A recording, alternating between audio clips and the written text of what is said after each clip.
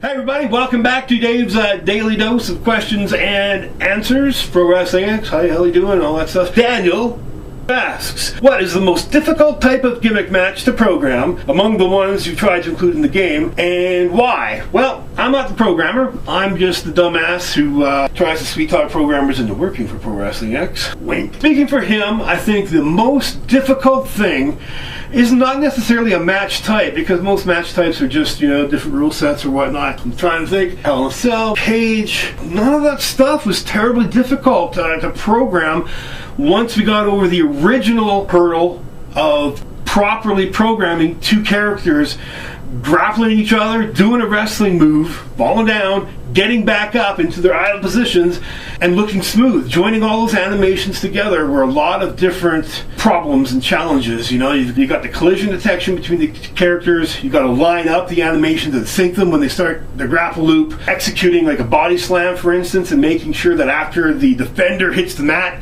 the next animation of him lying idle and just breathing lines up perfectly in rotation and all that stuff. You don't think about that when you're playing wrestling games, but in my experience, and we've built Pro Wrestling X demos and prototypes and playables at least a half a dozen times by now, that has always been the biggest hurdle to get over, because other than fighting and wrestling games, what other kind of games do you grapple other characters? It's not really common knowledge in the game development world how to properly synchronize those series of animations so it all looks nice and smooth. So that was definitely the hardest thing, always. Thank you very much for your questions, sir. We'll see y'all guys again for another daily dose of Dave. Lucky bastards.